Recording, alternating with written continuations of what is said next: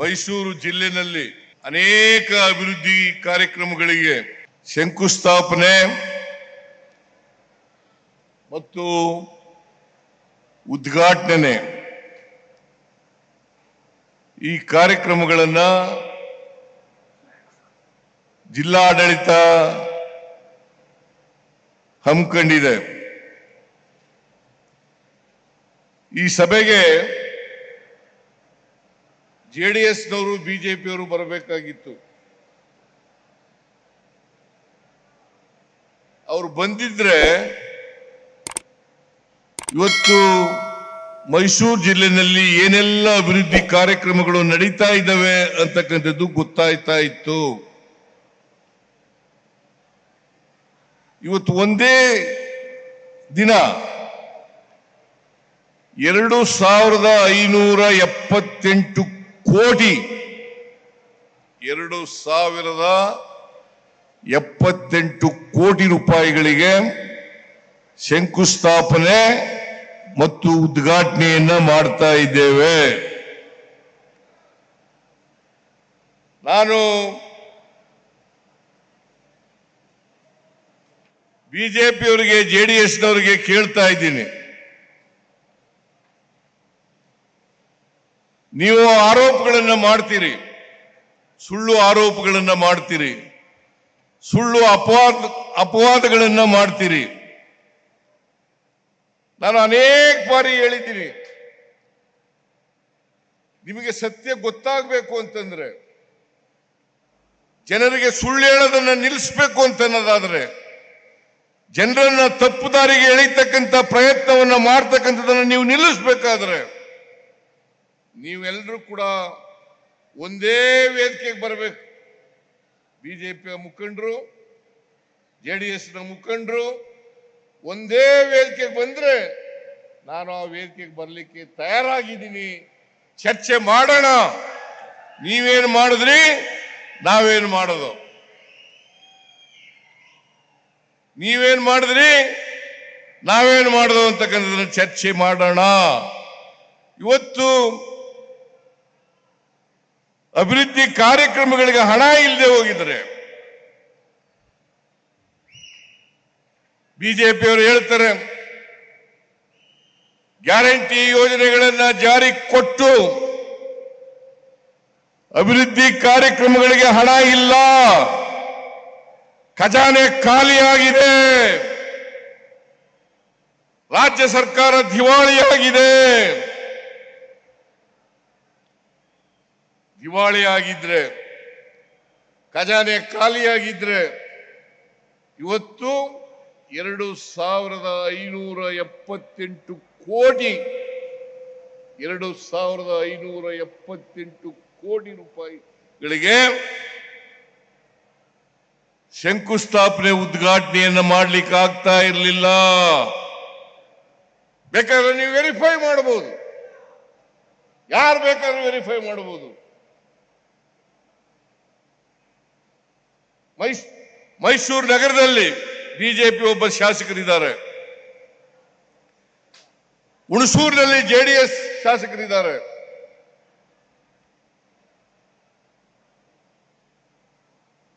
ಬಂದು ನೋಡ್ಲಿ. ಚಾಮುಂಡೇಶ್ವರಿನಲ್ಲಿ ಜೆಡಿಎಸ್ ಶಾಸಕರಿದ್ದಾರೆ, ಬಂದು ನೋಡ್ಲಿ. ಎಲ್ಲ ಅಭಿವೃದ್ಧಿ ಕಾರ್ಯಕ್ರಮಗಳನ್ನು ಮಾಡ್ತಾ ಇದ್ದೀವಾ ಇಲ್ವಾ?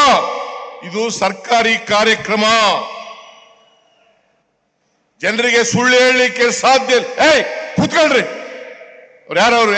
ಕೂತ್ಕೊಳ್ಳಯ್ಯ.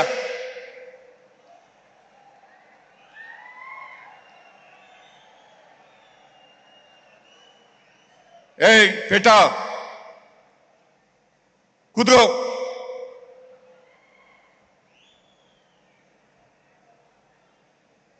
ಇಪ್ಪತ್ತು 25 ನಿಮಿಷ ಕೂತ್ಕೊಳ್ಳಿ. ನೀವೆಲ್ಲ ಇಷ್ಟೊಂದು ಖರ್ಚು ಮಾಡಿ, ಜಿಲ್ಲಾ ಆಡಳಿತದವರು ಖರ್ಚು ಮಾಡಿ ಇಷ್ಟೊಂದು 2578 ಕೋಟಿ ರೂಪಾಯಿಗಳನ್ನ ಹೆಚ್ಚಾಗಿ ಮೈಸೂರು ನಗರದಲ್ಲಿ ಖರ್ಚು ಮಾಡಿ ನಿಮಗೋಸ್ಕರ ಈ ಕಾರ್ಯಕ್ರಮವನ್ನು ಹಮ್ಮಿಕೊಂಡಿರ್ತಕ್ಕಂಥದ್ದು. ನಿಮ್ಮ ಮುಂದೆ ಇಡಬೇಕು, ನಿಮ್ಮ ಮುಂದೆ ಇಡಬೇಕು. ನಮ್ಮ ಸರ್ಕಾರ ಅಧಿಕಾರಕ್ಕೆ ಬಂದು 2 ವರ್ಷ 1 ತಿಂಗಳಾಯ್ತು.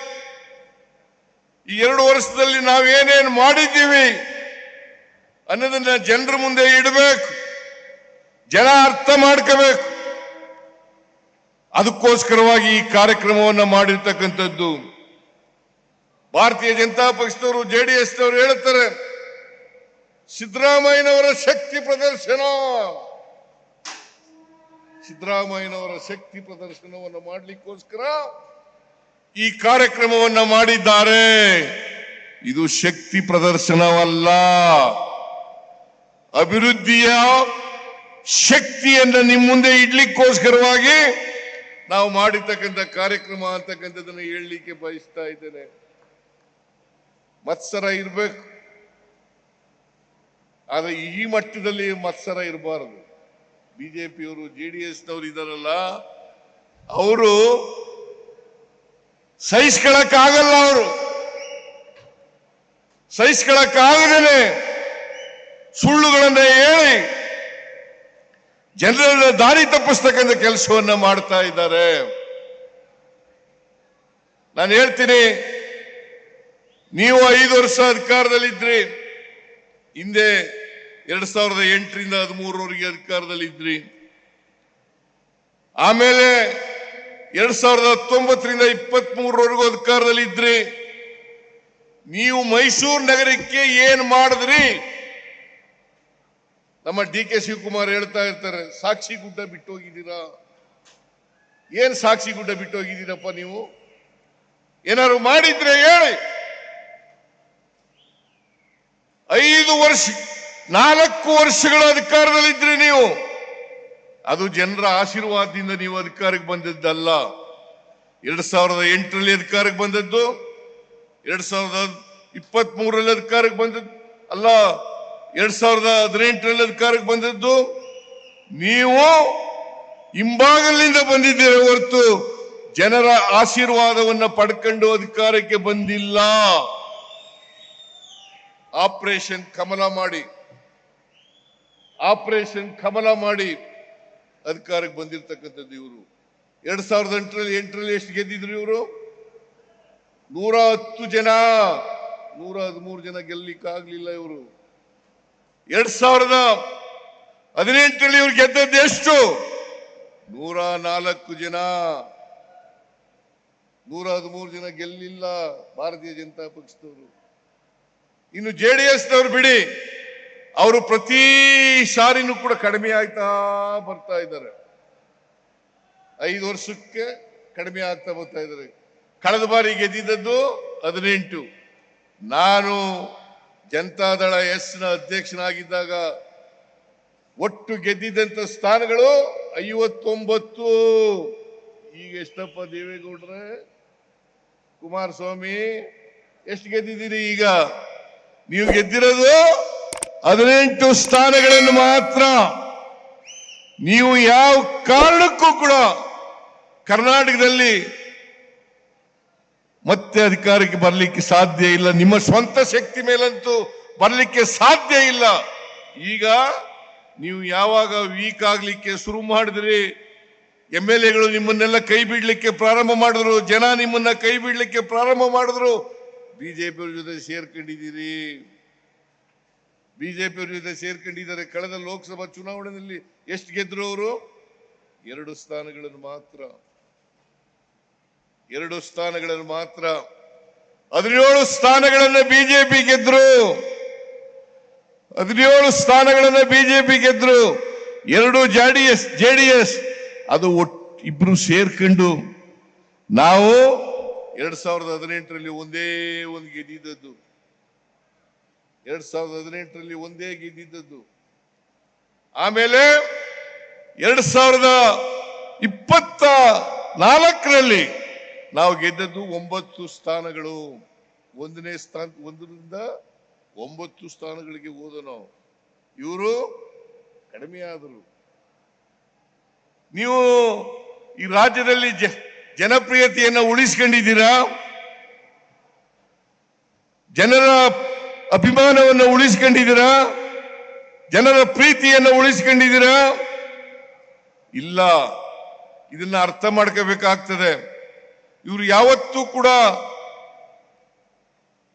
ಕರ್ನಾಟಕದ ಪರವಾಗಿ ಇರ್ತಕ್ಕಂಥ ಜನ ಅಲ್ಲ, ಬಡವರ ಪರವಾಗಿರ್ತಕ್ಕಂಥ ಜನ ಅಲ್ಲ, ದಲಿತರ ಪರವಾಗಿರ್ತಕ್ಕಂಥ ಜನ ಅಲ್ಲ, ಹಿಂದುಳಿದವರ ಪರವಾಗಿರ್ತಕ್ಕಂಥ ಜನ ಅಲ್ಲ, ಅಲ್ಪಸಂಖ್ಯಾತರ ಪರವಾಗಿರ್ತಕ್ಕಂಥ ಜನ ಅಲ್ಲ ಅಂತಕ್ಕಂಥದನ್ನ ಸಾಬೀತು ಮಾಡಿದ್ದೀರಿ.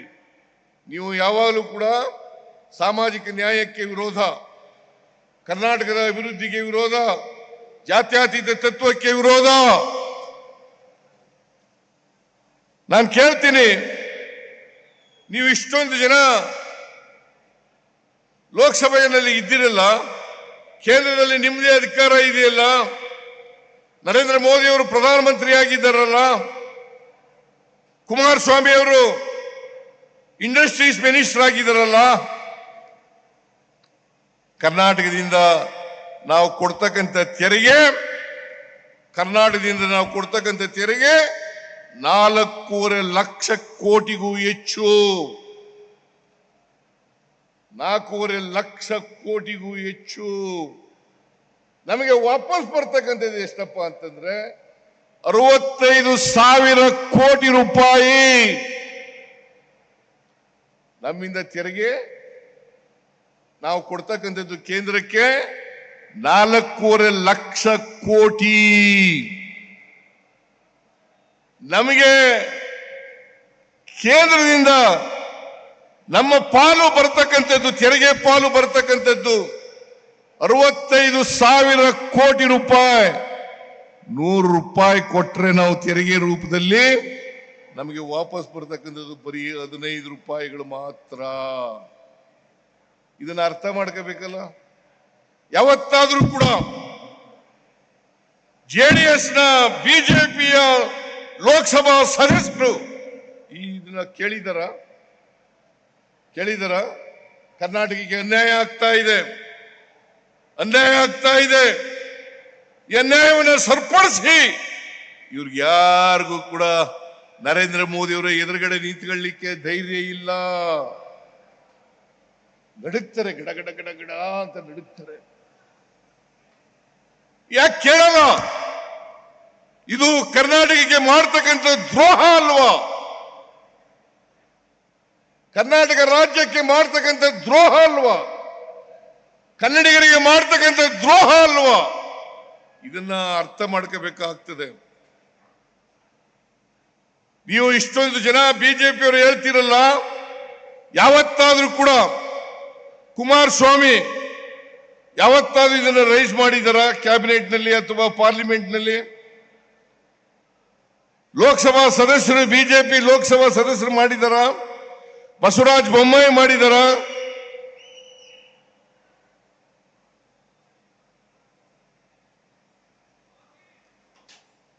ಜೋಶಿ ಮಾಡಿದಾರ? ಯಾರು ಮಾಡಿಲ್ಲ. ಕರ್ನಾಟಕಕ್ಕೆ ಅನ್ಯಾಯ ಆಗ್ತಾ ಇದೆ. ಇವತ್ತು ನಾವು ಗ್ಯಾರಂಟಿ ಯೋಜನೆಗಳನ್ನು ಕೊಟ್ರೆ ಅದು ಈಗಾಗಲೇ ಖರ್ಗೆ ಅವರು ಹೇಳಿದ್ರು, ನಮಗಲ್ಲ, ನಮ್ಮ ಮನೆಗಲ್ಲ, ಡಿ ಕೆ ಶಿವಕುಮಾರ್ ಮನೆಗಲ್ಲ, ಅಥವಾ ಇಲ್ಲಿ ಕೂತಿರ್ತಕ್ಕಂಥ ಎಲ್ಲ ಮಿನಿಸ್ಟರ್ಗಳು, MLAಗಳು, MLCಗಳು ಅವ್ರ ಮನೆಗಲ್ಲ. ಇದು ನಾವು ಕೊಟ್ಟಿರ್ತಕ್ಕಂಥದ್ದು ಈ ರಾಜ್ಯದ ಬಡವರಿಗೆ. ಅದರಲ್ಲಿ ಯಾವುದೇ ಧರ್ಮ ಇಲ್ಲ, ಯಾವುದೇ ಜಾತಿ ಇಲ್ಲ, ಯಾವುದೇ ಪಕ್ಷ ಇಲ್ಲ. ನಿಮಗೆ ನಾಚಿಕೆ ಆಗಲ್ವಾ? ಬಿಜೆಪಿಯವರಿಗೆ, JDSನವರಿಗೆ ನಾಚಿಕೆ ಆಗಲ್ವಾ? ನಿಮ್ಮ ಪಕ್ಷಕ್ಕೆ ಬೆಂಬಲ ಕೊಟ್ಟಿರ್ತಕ್ಕಂಥವರಿಗೆ, ಅವರ ಬಡವರು ಇದ್ದಾರಲ್ಲ ನಿಮ್ಮ ಪಕ್ಷದಲ್ಲಿ, ಆ ಬಡವರಿಗೂ ಕೂಡ ನಾವು ಗ್ಯಾರಂಟಿ ಯೋಜನೆಗಳನ್ನು ಕೊಟ್ಟಿದ್ದೇವೆ. ಬರೀ ಕಾಂಗ್ರೆಸ್ಗಲ್ಲ, JDSನವ್ರಿಗೂ ಕೂಡ ಕೊಟ್ಟಿದ್ದೇವೆ, ಬಿಜೆಪಿಯವ್ರಿಗೂ ಕೂಡ ಕೊಟ್ಟಿದ್ದೇವೆ, ಕಾಂಗ್ರೆಸ್ನವ್ರಿಗೂ ಕೂಡ ಕೊಟ್ಟಿದ್ದೇವೆ, ಯಾವುದೇ ಪಕ್ಷಕ್ಕೆ ಸೇರದಿದ್ದವ್ರಿಗೂ ಕೂಡ ಕೊಟ್ಟಿದ್ದೇವೆ. ಇಂಥ ಜಾತಿ ಅಂತ ಕೊಟ್ಟಿಲ್ಲ, ಇಂಥ ಧರ್ಮ ಅಂತ ಕೊಟ್ಟಿಲ್ಲ, ಇಂಥ ಪಕ್ಷ ಅಂತ ಕೊಟ್ಟಿಲ್ಲ. ಎಲ್ಲ ಜಾತಿಯವರಿಗೆ, ಎಲ್ಲ ಪಕ್ಷದವರಿಗೆ, ಬಡವರಿಗೆ ಕೊಟ್ಟಿರ್ತಕ್ಕಂಥದ್ದು. ನಿಮಗೆ ನಾಚಿಕೆ ಆಗಬೇಕು. ನಮ್ಮ ಈ ಗ್ಯಾರಂಟಿ ಯೋಜನೆಗಳನ್ನು ನರೇಂದ್ರ ಮೋದಿ ಅವರು ರಾಜಸ್ಥಾನದಲ್ಲಿ ವಿರೋಧ ಮಾಡಿದ್ರು. ರಾಜಸ್ಥಾನದಲ್ಲಿ ಇದನ್ನು ಘೋಷಣೆ ಮಾಡಿದಾಗ ವಿರೋಧ ಮಾಡಿದ್ರು. ಏನಂತ ವಿರೋಧ ಮಾಡಿದ್ರು? ಕರ್ನಾಟಕ ರಾಜ್ಯ ದಿವಾಳಿ ಆಗ್ಬಿಡ್ತದೆ, ಈ ಗ್ಯಾರಂಟಿ ಯೋಜನೆಗಳನ್ನ ಜಾರಿ ಮಾಡಲಿಕ್ಕೆ ಸಾಧ್ಯ ಇಲ್ಲ. ಇವತ್ತು ಸುಮಾರು 55,000 ಕೋಟಿ ರೂಪಾಯಿ ಗ್ಯಾರಂಟಿ ಯೋಜನೆಗಳಿಗೆ ಖರ್ಚಾಗ್ತದೆ.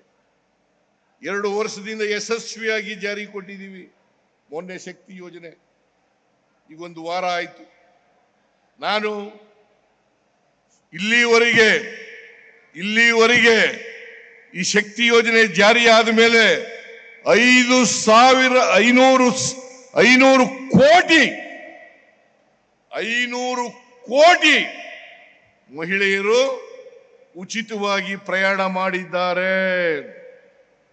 ನಾನು ಈಗ 1 ವಾರದ ಹಿಂದೆ 500 ಕೋಟಿ ಟಿಕೆಟ್ ಅನ್ನ ಕೊಟ್ಟಿದ್ದೇನೆ ಮಹಿಳೆಗೆ, ಪ್ರಯಾಣಿಕರಿಗೆ 500 ಕೋಟಿ ಟಿಕೆಟ್ ಅನ್ನು ಕೊಟ್ಟಿದ್ದೇನೆ. ನೀವು ಯಾವಾಗಲಾರು ಮಾಡಿದ್ರ? ಇವತ್ತು ಮಹಿಳೆಯರೆಲ್ಲ ಖುಷಿಯಾಗಿದ್ದಾರೆ, ಬಡವರೆಲ್ಲ ಖುಷಿಯಾಗಿದ್ದಾರೆ, ದಲಿತರೆಲ್ಲ ಖುಷಿಯಾಗಿದ್ದಾರೆ, ಹಿಂದುಳಿದವರೆಲ್ಲ ಖುಷಿಯಾಗಿದ್ದಾರೆ, ಅಲ್ಪಸಂಖ್ಯಾತರೆಲ್ಲ ಖುಷಿಯಾಗಿದ್ದಾರೆ. ನಿಮಗೆ ಹೊಟ್ಟೆ ಉರಿ ಇದೆಯಲ್ಲ, ಈ ದ್ವೇಷ ಇದೆಯಲ್ಲ, ರಾಜಕೀಯ ದ್ವೇಷ, ನಾನು ಇವತ್ತು ಅವ್ರಿಗೆ ಹೇಳ್ತೀನಿ, ಈ ದ್ವೇಷವನ್ನ ಬಿಡಿ, ಹೊಟ್ಟೆ ಉರಿಯನ್ನ ಬಿಡಿ, ಮತ್ಸರವನ್ನ ಬಿಡಿ, ರಾಜಕೀಯವಾಗಿ ಮಾತಾಡಿ. ನಾನು ಹೇಳ್ತಕ್ಕಂಥದ್ದು ಸುಳ್ಳಾದರೆ ಪ್ರಶ್ನೆ ಮಾಡ್ತಕ್ಕಂಥ ಹಕ್ಕಿದೆ ನಿಮಗೆ. ಅಸೆಂಬ್ಲಿನಲ್ಲಿ ಹೇಳಿದ್ದೀನಿ, ಹೊರಗಡೆ ಹೇಳಿದ್ದೀನಿ, ಎಲ್ಲ ಕಡೆಗಳಲ್ಲಿ ಹೇಳ್ತಾ ಇದ್ದೀನಿ. ನೀವು ಇದ್ರೆ ಪ್ರಶ್ನೆ ಮಾಡಬೇಕು. ದಾಖಲಾತಿಗಳ ಮೂಲಕ ಸಿದ್ದರಾಮಯ್ಯ ಹೇಳೋದು ಸರಿ ಇಲ್ಲ ಅಂತಕ್ಕಂಥ ಈ ಮಾತನ್ನ ಹೇಳಬೇಕಾಗ್ತದೆ. ಈ ದೇಶದಲ್ಲಿ ಅಸಮಾನತೆ ನಿರ್ಮೂಲನೆ ಆಗಬೇಕಲ್ಲ. ಬಡವ ಬಲ್ಲಿದ ಸುಮಾರು 90% ಜನ ಶೂದ್ರ ವರ್ಗದವರು ಇರ್ತಕ್ಕಂಥದ್ದು, 10% ಜನ ಮಾತ್ರ ಮೇಲ್ವರ್ಗದವರು ಇರ್ತಕ್ಕಂಥದ್ದು, ಶ್ರೀಮಂತರು ಇರ್ತಕ್ಕಂಥದ್ದು. ಈ 90% ಜನ ರಾಜಕೀಯ ಮೇಲಕ್ಕೆ ಬರಬೇಕಾ ಬೇಡ? ಅವರು ಸಾಮಾಜಿಕವಾಗಿ ಆರ್ಥಿಕವಾಗಿ ಅವರಿಗೆ ಶಕ್ತಿ ತುಂಬಬೇಕಾ ಬೇಡ?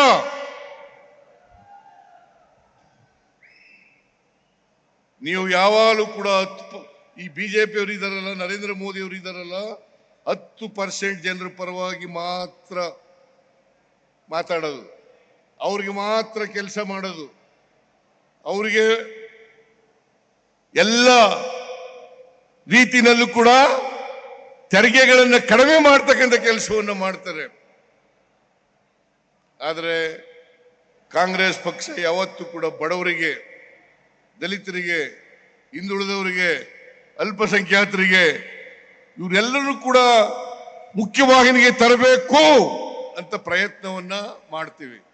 ಯಾಕಂದರೆ ನಾವು ಬಸವಣ್ಣವರಲ್ಲಿ ನಂಬಿಕೆ ಇಟ್ಕೊಂಡಿರ್ತಕ್ಕಂಥವ್ರು, ಬುದ್ಧನ ತತ್ವದಲ್ಲಿ ನಂಬಿಕೆ ಇಟ್ಕೊಂಡಿರ್ತಕ್ಕಂಥವ್ರು, ಅಂಬೇಡ್ಕರ್ ಅವರ ತತ್ವದಲ್ಲಿ ನಂಬಿಕೆ ಇಟ್ಕೊಂಡಿರ್ತಕ್ಕಂಥವ್ರು, ನಾವು ಗಾಂಧಿ ತತ್ವದಲ್ಲಿ ನಂಬಿಕೆ ಇಟ್ಕೊಂಡಿರ್ತಕ್ಕಂಥವು.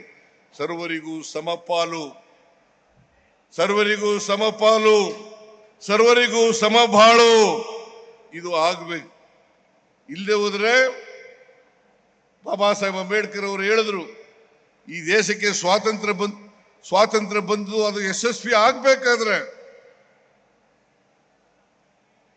ಎಲ್ಲರೂ ಕೂಡ ಆರ್ಥಿಕವಾಗಿ ಸಾಮಾಜಿಕವಾಗಿ ಸಬಲತೆಯನ್ನ ಕಾಣ್ತಕ್ಕಂಥದ್ದೇ ಸ್ವಾತಂತ್ರ್ಯ ಬಂದದಕ್ಕೆ ಸಾರ್ಥಕ ಅಂತಕ್ಕಂಥ ಮಾತುಗಳನ್ನ ಹೇಳಿದ್ರು. ಕಾನ್ಸ್ಟಿಟ್ಯೂಯೆಂಟ್ ಅಸೆಂಬ್ಲಿನಲ್ಲಿ ಹೇಳಿದ್ರು. 1949 ನವೆಂಬರ್ 25ನೇ ತಾರೀಕು ಒಂದು ಮಾತನ್ನ ನನಗೆ ಇವತ್ತು ಕೂಡ ಜ್ಞಾಪಕ ಇದೆ.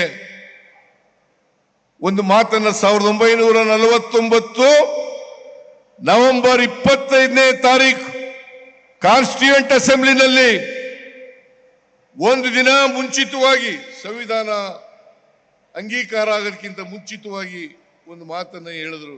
ಏನಪ್ಪ ಹೇಳಿದ್ರು ಅಂತಂದ್ರೆ, ನಾವು 1950 ಜನವರಿ 26ನೇ ತಾರೀಕಿನಿಂದ ವೈರುಧ್ಯತೆ ಇರ್ತಕ್ಕಂಥ ಸಮಾಜಕ್ಕೆ ಕಾಲಿಡ್ತಾ ಇದ್ದೇವೆ. ವೈರುಧ್ಯತೆ ಇರ್ತಕ್ಕಂಥ ಸಮಾಜಕ್ಕೆ ಕಾಲಿಡ್ತಾ ಇದ್ದೇವೆ. ಆರ್ಥಿಕ ಅಸಮಾನತೆ ಇದೆ, ಸಾಮಾಜಿಕ ಅಸಮಾನತೆ ಇದೆ, ರಾಜಕೀಯ ಅಸಮಾನತೆ ಇದೆ. ಇಂಥ ಸಮಾಜದಲ್ಲಿ ನಾವು ಈ ಅಸಮಾನತೆಯನ್ನು ಹೋಗಲಾಡಿಸದೆ ಹೋದರೆ ಯಾವ ಜನ ನಮಗೆ ಆಶೀರ್ವಾದ ಮಾಡಿದ್ದಾರೆ, ಯಾವ ಜನರಿಂದ ಪ್ರಜಾಪ್ರಭುತ್ವ ಸೌಧವನ್ನು ನಿರ್ಮಾಣ ಮಾಡಿದ್ದೀವಿ, ಅದೇ ಪ್ರಜಾಪ್ರಭುತ್ವ ಸೌಧವನ್ನ ಧ್ವಂಸ ಮಾಡ್ತಾರೆ. ಎಚ್ಚರಿಕೆಯಿಂದ ಇರಬೇಕು ಅಂತಕ್ಕಂಥ ಮಾತುಗಳನ್ನು ಹೇಳಿದ್ರು. ಇದನ್ನು ಯಾರು ಹೇಳಿದ್ದು? ಬಾಬಾ ಸಾಹೇಬ್ ಅಂಬೇಡ್ಕರ್ ಅವರು. ಈ ದೇಶಕ್ಕೆ ಸಂವಿಧಾನವನ್ನ ಕೊಟ್ಟಿರ್ತಕ್ಕಂಥವ್ರು.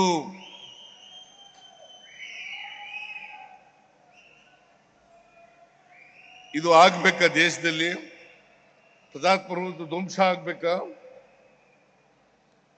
ಧ್ವಂಸ ಆಗಬಾರದು. ಪ್ರಜಾಪ್ರಭುತ್ವ ಉಳಿಬೇಕು, ಸಂವಿಧಾನ ಉಳಿಬೇಕು. ಈ ದೇಶದ ಎಲ್ಲ ಜನರು ಕೂಡ ಸಮಾನವಾಗಿ ಬಾಳ್ತಕ್ಕಂಥ ವ್ಯವಸ್ಥೆ ನಿರ್ಮಾಣ ಆಗಬೇಕು. ಭ್ರಾತೃತ್ವದಿಂದ ಬದುಕ್ತಕ್ಕಂಥ ಸಮಾಜ ನಿರ್ಮಾಣ ಆಗಬೇಕು. ಸಮಾನತೆಯ ಸಮಾಜ ನಿರ್ಮಾಣ ಆಗಬೇಕು. ಈ ಸಮಾಜವನ್ನ ನಿರ್ಮಾಣ ಮಾಡಲಿಕ್ಕೆ ನಾವು ಕಾಂಗ್ರೆಸ್ ಪಕ್ಷ ಮೊದಲಿಂದಲೂ ಕೂಡ ಪ್ರಯತ್ನವನ್ನು ಮಾಡ್ತಾ ಇದೆ. ಸ್ವಾತಂತ್ರ್ಯ ಬಂತವಿಂದ ಜವಾಹರ್ಲಾಲ್ ನೆಹರೂರವರು ಇರ್ಬೋದು, ಇಂದಿರಾ ಗಾಂಧಿ ಅವರು ಇರ್ಬೋದು, ವಲ್ಲಭಾಯ್ ಪಟೇಲ್ ಇರ್ಬೋದು, ಇವರೆಲ್ಲರೂ ಕೂಡ ಪ್ರಯತ್ನವನ್ನು ಮಾಡ್ತಾ ಇದ್ದಾರೆ. ಮನಮೋಹನ್ ಸಿಂಗ್ ಅವರ ಕಾಲದಲ್ಲಿ ನಾವು ಡೈರೆಕ್ಟಿವ್ ಪ್ರಿನ್ಸಿಪಲ್ಸ್ ಹೇಳ್ಕೊಂಡಿದ್ದೀವಿ. ರೈಟ್ ಟು ಇನ್ಫಾರ್ಮೇಶನ್ ಯಾರು ಕೊಟ್ಟವರು? ರೈಟ್ ಟು ಎಜುಕೇಶನ್ ಯಾರು ಕೊಟ್ಟವರು? ಫುಡ್ ಸೆಕ್ಯೂರಿಟಿ ಆಕ್ಟ್ ಅನ್ನ ಯಾರು ಮಾಡಿದ್ರು? ನರೇಂದ್ರ ಮೋದಿ ಅವರು ಮಾಡಿದ್ರ? ಬಿಜೆಪಿ ಅವರು ಮಾಡಿದ್ರ? ಜೆಡಿಎಸ್ ನವರು ಮಾಡಿದ್ರ?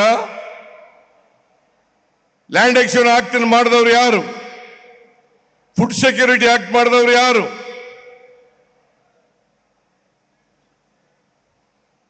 ಇದನ್ನೆಲ್ಲ ಅರ್ಥ ಮಾಡ್ಕೋಬೇಕಾಗ್ತದೆ. ಬಿಜೆಪಿಯವರು ಯಾವತ್ತೂ ಕೂಡ ಸಾಮಾಜಿಕ ನ್ಯಾಯದ ಪರವಾಗಿಲ್ಲ. ಯಾವ್ಯಾವಾಗ ಕಾಂಗ್ರೆಸ್ ಸಾಮಾಜಿಕ ನ್ಯಾಯವನ್ನ ಹಿಂದುಳಿದವರಿಗೆ, ದಲಿತರಿಗೆ, ಅಲ್ಪಸಂಖ್ಯಾತರಿಗೆ ಕೊಡ್ತದೆ, ಆವಾಗ ಅಂತ ಸಂದರ್ಭಗಳಲ್ಲೆಲ್ಲ ಕಾಲದಲ್ಲೂ ಕೂಡ ವಿರೋಧ ಮಾಡಿದ್ದಾರೆ. ಕಾಕಾಗಾಲೇಕರ್ ವರದಿಯನ್ನು ವಿರೋಧ ಮಾಡಿದವರು ಯಾರು? ಮಂಡಲ್ ಕಮಿಷನ್ ವರದಿಯನ್ನು ವಿರೋಧ ಮಾಡಿ ಕಮಂಡಲ ಯಾತ್ರೆಯನ್ನು ಮಾಡಿದವರು ಯಾರು? ಹೈಯರ್ ಲರ್ನಿಂಗ್ ಇನ್ಸ್ಟಿಟ್ಯೂಷನ್ಗಳಲ್ಲಿ ಮೀಸಲಾತಿಯನ್ನು ತಂದಾಗ ವಿರೋಧ ಮಾಡಿದವರು ಯಾರು? 73rd 74th ಅಮೆಂಡ್ಮೆಂಟ್ ಅನ್ನು ತಂದವರು ಯಾರು? 73rd 74th ಅಮೆಂಡ್ಮೆಂಟ್ ತಂದವರು ಯಾರು? ಅದಕ್ಕೆ ವಿರೋಧ ಮಾಡಿದವರು ಯಾರು?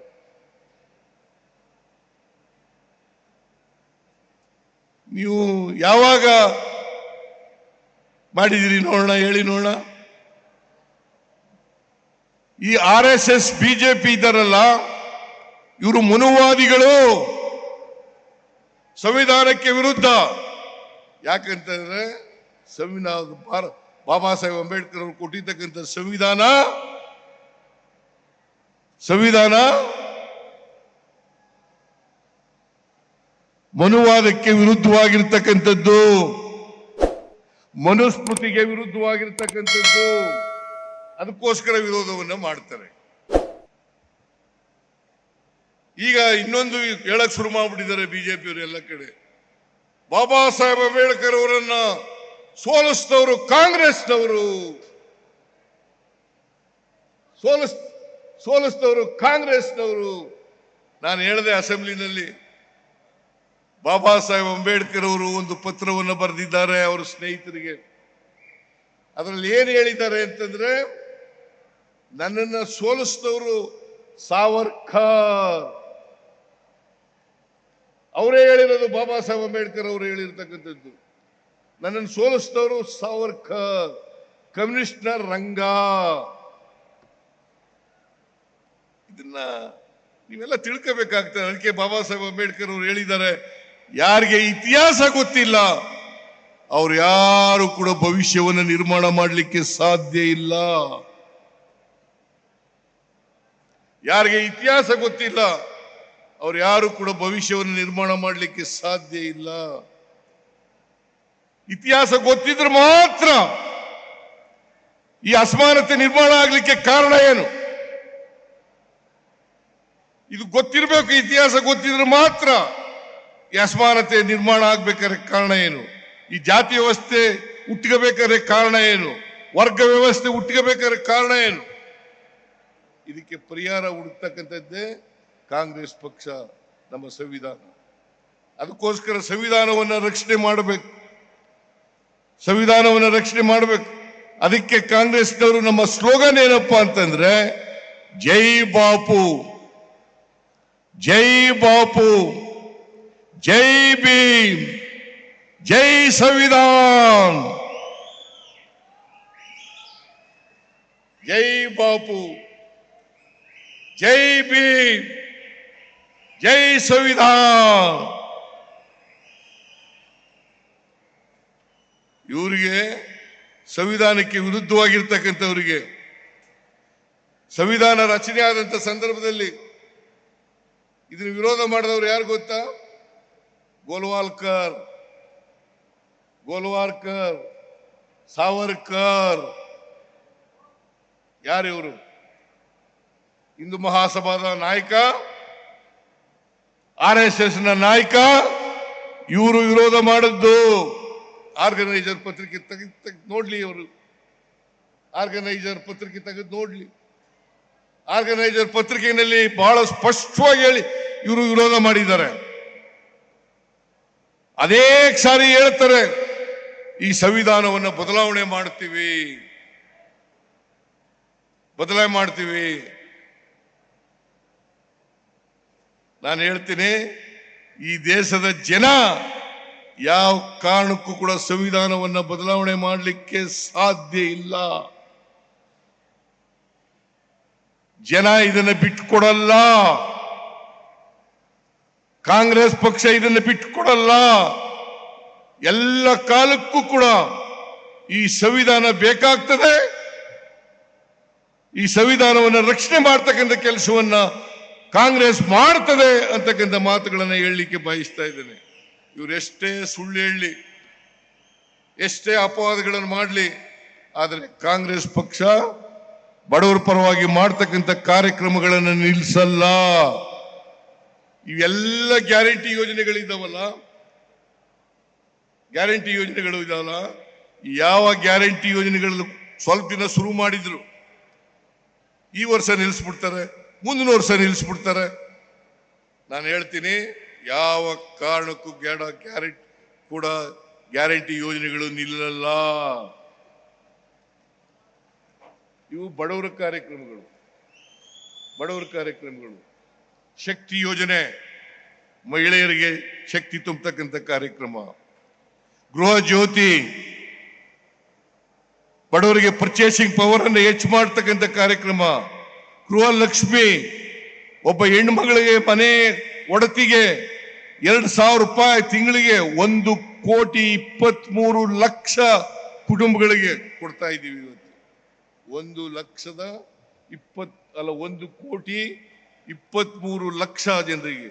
ಗೃಹ ಜ್ಯೋತಿ 1,64,00,000 1,64,00,000 ಕುಟುಂಬಗಳಿಗೆ ಗೃಹ ಜ್ಯೋತಿಯನ್ನ ಕೊಡ್ತಾ ಇದ್ದೀವಿ. 200 ಯೂನಿಟ್ ವರೆಗೆ ಫ್ರೀ ಕರೆಂಟ್. ಯುವ ನಿಧಿ ಕಾರ್ಯಕ್ರಮ ಕೊಡ್ತಾ ಇದ್ದೀವಿ. ಅನ್ನಭಾಗ್ಯ ಕಾರ್ಯಕ್ರಮ ಕೊಡ್ತಾ ಇದ್ದೀವಿ. ಇದರಿಂದ ದುಡ್ಡು ಉಳಿತಾಯ ಆಗ್ತದಲ್ಲ. ಮಕ್ಕಳ ವಿದ್ಯಾಭ್ಯಾಸಕ್ಕೆ, ಆಸ್ಪತ್ರೆಗೆ, ಬೇರೆ ಪರ್ಚೇಸಿಂಗ್ ಪವರ್ ಜಾಸ್ತಿ ಆದಷ್ಟು ಕೂಡ ಯಾವುದೇ ರಾಜ್ಯದ, ದೇಶದ ಆರ್ಥಿಕ ಪರಿಸ್ಥಿತಿ ಸುಧಾರಣೆ ಆಗ್ಬೇಕಾದ್ರೆ ಆ ಜನರಲ್ಲಿ, ಆ ದೇಶದ ರಾಜ್ಯದ ಜನರಲ್ಲಿ ಕೊಂಡ್ಕೊಳ್ತಕ್ಕಂಥ ಶಕ್ತಿ ಜಾಸ್ತಿ ಆಗಬೇಕು. ಕೊಂಡ್ಕೊಳ್ತಕ್ಕಂಥ ಶಕ್ತಿ ಜಾಸ್ತಿ ಆದ್ರೆ ಮಾತ್ರ ಆರ್ಥಿಕತೆ ಬೆಳವಣಿಗೆ ಆಗಲಿಕ್ಕೆ ಸಾಧ್ಯ ಆಗ್ತದೆ. ಅದಕ್ಕೆ ನಮ್ಮ 90% ಜನ ಈ ದೇಶದಲ್ಲಿ ಶಕ್ತಿ ಇಲ್ಲದೆ ಕೊಂಡ್ಕೊಳ್ತಕ್ಕಂಥ ಶಕ್ತಿ ಇಲ್ಲದೆ ಈ ಜನರಿಗೆ ನಾವು ಗ್ಯಾರಂಟಿ ಯೋಜನೆಗಳನ್ನು ಕೊಟ್ಟಿದ್ದೀವಿ. ಈ ಗ್ಯಾರಂಟಿ ಯೋಜನೆಗಳೆಲ್ಲ ಕಾಪಿ ಮಾಡಕ್ ಶುರು ಮಾಡಿಬಿಟ್ಟಿದ್ದಾರೆ. ಅನೇಕ ಕಡೆಗಳಲ್ಲಿ ಕಾಪಿ ಮಾಡೋದು, ಮಹಾರಾಷ್ಟ್ರದಲ್ಲಿ ಕಾಪಿ ಮಾಡಿದ್ರು, ರಾಜಸ್ಥಾನದಲ್ಲಿ ಕಾಪಿ ಮಾಡಿದ್ರು, ಗುಜರಾತ್ನಲ್ಲಿ ಕಾಪಿ ಮಾಡಿದ್ರು, ಮಧ್ಯಪ್ರದೇಶದಲ್ಲಿ ಕಾಪಿ ಮಾಡಿದ್ರು, ಉತ್ತರ ಪ್ರದೇಶದಲ್ಲಿ ಕಾಪಿ ಮಾಡಿದ್ರು, ಡೆಲ್ಲಿನಲ್ಲಿ ಕಾಪಿ ಮಾಡಿದ್ರು, ಈಗ ಬಿಹಾರ್ನಲ್ಲಿ ಮಾಡ್ತಾ ಇದ್ದಾರೆ.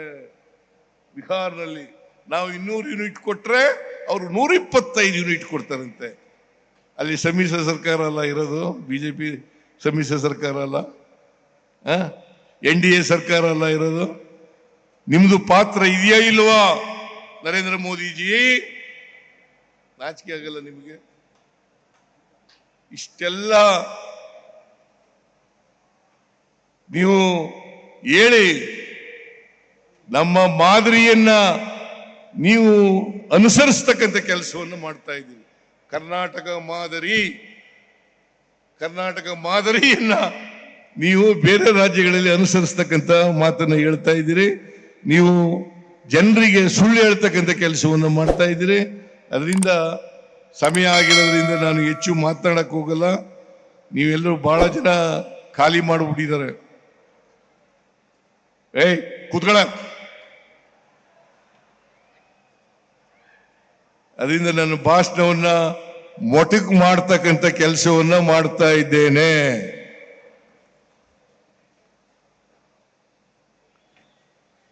ಇಷ್ಟೊತ್ತು ನನ್ನ ಭಾಷಣವನ್ನ ಕೇಳದಂತ ಎಲ್ಲರಿಗೂ ಧನ್ಯವಾದಗಳನ್ನು ಹೇಳಲಿಕ್ಕೆ ಬಯಸ್ತೇನೆ. ಹಾಗೇನೆ ಜಿಲ್ಲಾ ಆಡಳಿತ ಇವತ್ತು ವ್ಯವಸ್ಥಿತವಾಗಿ ಈ ಕಾರ್ಯಕ್ರಮವನ್ನು ವ್ಯವಸ್ಥೆ ಮಾಡಿದ್ದಾರೆ. ಆದ್ದರಿಂದ ಜಿಲ್ಲಾ ಆಡಳಿತಕ್ಕೆ ನನ್ನ ಧನ್ಯವಾದಗಳನ್ನು ತಿಳಿಸಿ ನಿಮಗೆ ಮತ್ತೊಮ್ಮೆ ನಮಸ್ಕಾರಗಳನ್ನು ಹೇಳಿ ನನ್ನ ಮಾತು ಮುಗಿಸ್ತೇನೆ. ಜೈ ಹಿಂದ್, ಜೈ ಕರ್ನಾಟಕ, ಜೈ ಹಿಂದ್, ಜೈ ಕರ್ನಾಟಕ. ಲೇಟೆಸ್ಟ್ ಹಾಗೂ ಇಂಟ್ರೆಸ್ಟಿಂಗ್ ಸುದ್ದಿಗಳಿಗಾಗಿ ಬಾಸ್ ಟಿವಿ ಕನ್ನಡ ಚಾನೆಲ್ನ ಸಬ್ಸ್ಕ್ರೈಬ್ ಮಾಡಿ. ಹಾಗೆಯೇ ಬೆಲ್ ಐಕಾನ್ ಪ್ರೆಸ್ ಮಾಡಿ.